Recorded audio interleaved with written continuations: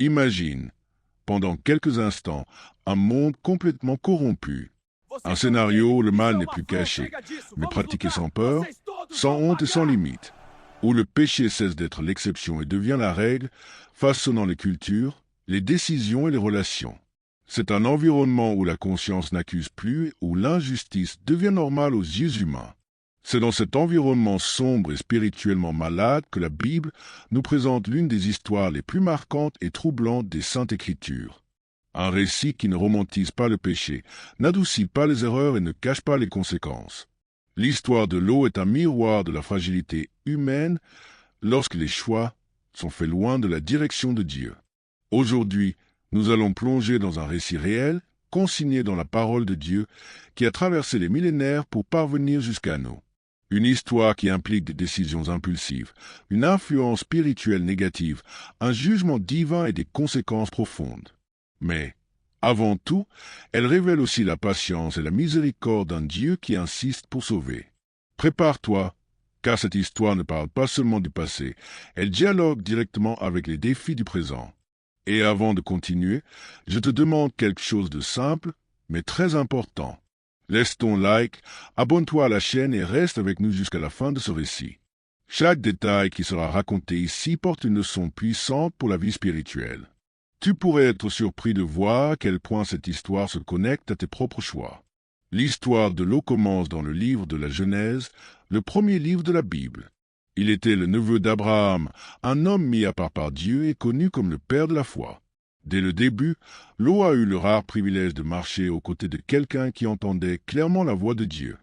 Il vivait quotidiennement avec quelqu'un qui obéissait au Seigneur même lorsqu'il ne comprenait pas le chemin. Après la mort de son père, Lot a commencé à accompagner son grand-père Téra, son oncle Abraham et Saraï. Ensemble, ils quittèrent Ur des Chaldéens en direction d'une terre inconnue, guidés par la promesse divine. Plus tard, lorsque Téra mourut, Abraham poursuivit le voyage vers Canaan.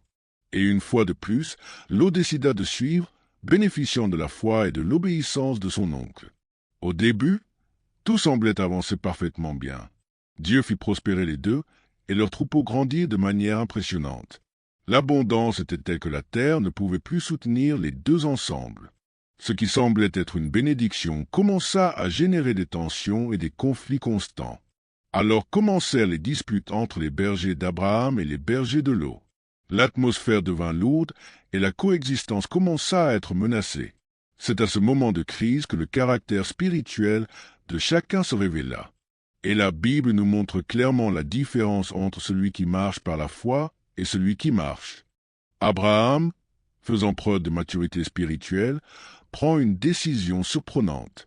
Bien qu'il soit le plus âgé, le chef de la famille et le porteur de la promesse, il renonce à son droit de choisir. Il offre à Lot la possibilité de décider en premier où aller.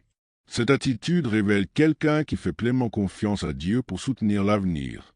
Sans prier, sans consulter Dieu et sans penser aux conséquences spirituelles, il choisit cette région. Ce fut une décision guidée par ce qui semblait avantageux et non par ce qui était juste. Même en sachant cela, Lot s'en approche. D'abord, il dresse ses tentes près de Sodome en gardant une certaine distance. Ensuite, il commence à vivre à l'intérieur de la ville. Avec le temps, il est déjà complètement impliqué dans la vie sociale et politique de cet endroit. L'apôtre Pierre nous révèle quelque chose de profond au sujet de Lot. Il dit que Lot tourmentait chaque jour son âme juste en voyant et en entendant le mal qui était pratiqué. Cela montre qu'il savait qu'il était au mauvais endroit. Mais malgré cela, il choisit de rester, peut-être par commodité ou par peur de recommencer. Sodome devient un portrait extrême de la décadence humaine. Une société dominée par l'orgueil, la violence, l'immoralité sexuelle et l'injustice. C'était une ville qui avait complètement rejeté l'autorité de Dieu. Et lorsqu'une société rejette Dieu, elle perd toutes ses limites. Pendant ce temps, Abraham continuait sa marche de foi dans un autre lieu. Un jour, quelque chose d'extraordinaire se produit dans sa vie. 3 hommes apparaissent devant lui, et Abraham comprend immédiatement qu'ils ne sont pas des visiteurs ordinaires. Son esprit reconnaît qu'il y a quelque chose de divin dans cette rencontre. Abraham se lève, se prosterne et les reçoit avec honneur. Il offre de l'eau, du repos et de la nourriture, manifestant une hospitalité sincère. Au cours de cette visite, Dieu réaffirme une promesse impossible aux yeux humains. Sarah, bien qu'elle soit âgée, donnerait naissance à un fils. Cette promesse révèle que Dieu ne dépend pas des limites humaines. Il accomplit sa parole au moment juste, de la bonne manière.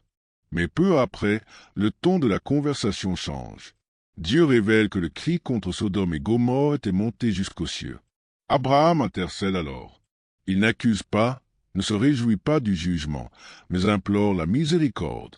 Il demande si Dieu détruirait les justes avec les impies. Et ce dialogue révèle le cœur compatissant de Dieu et la puissance de l'intercession. 2 anges sont envoyés à Sodome pour exécuter le jugement. Ils arrivent à la maison de Lot et sont reçus par lui. Mais rapidement, les hommes de la ville entourent la maison. La perversion atteint le point d'exiger des relations avec les visiteurs. C'est l'un des moments les plus choquants de toute la narration biblique. La dépravation avait atteint son niveau maximal. Le péché ne connaissait plus de limites. La conscience collective était complètement cautérisée. Lot, dans le désespoir, prend une mauvaise décision. Il offre ses propres filles à la foule. Cela révèle à quel point cette culture avait déjà déformé ses valeurs. Même un homme considéré comme juste peut être profondément affecté par son environnement. Les anges doivent presque le faire sortir de force. Cela montre combien son cœur était encore attaché à cette ville. Pendant la fuite, un ordre clair est donné. Il ne devait pas regarder en arrière. La femme de Lot, cependant, désobéit. Son cœur était encore à Sodome. Elle se retourne et devient une statue de sel. Un symbole éternel du danger d'aimer ce que Dieu ordonne de laisser. Sodome et Gomorrhe sont détruits par le feu et le soufre. Toute une civilisation disparaît en l'espace de quelques instants. Le jugement de Dieu se manifeste de manière définitive. Mais malgré cela, la miséricorde sauva Lot. Cependant, Lot ne sortit pas indemne. Il perdit sa femme, il perdit ses biens, il perdit sa stabilité. Et il se réfugie dans une grotte avec ses 2 filles. Là, la peur et l'insécurité prennent le dessus. Dans cet environnement d'isolement, se produit le dernier épisode tragique. Craignant de ne pas avoir de descendance, ses filles enivrent leur propre père. Elles se couchent avec lui lors de nuits différentes. Et de ce péché naissent Moab et Ben-Ami. Ces peuples deviendraient, à l'avenir, des ennemis d'Israël. La Bible montre que les mauvais choix résonnent à travers les générations.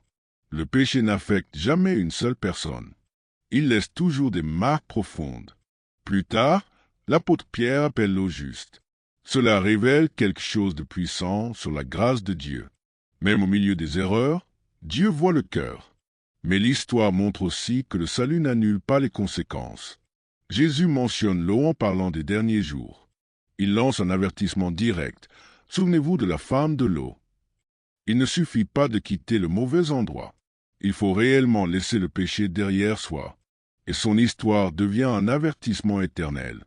Que ce récit nous conduise à une réflexion sincère. Que nous apprenions à choisir selon la volonté de Dieu, même lorsque le chemin semble plus difficile.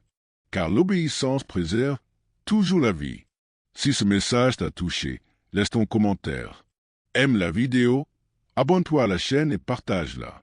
Clique sur l'une des vidéos qui apparaissent à l'écran. Et continue à marcher avec nous dans la parole de Dieu. Une grande accolade. Que le Seigneur te garde et que tu demeures ferme dans la foi.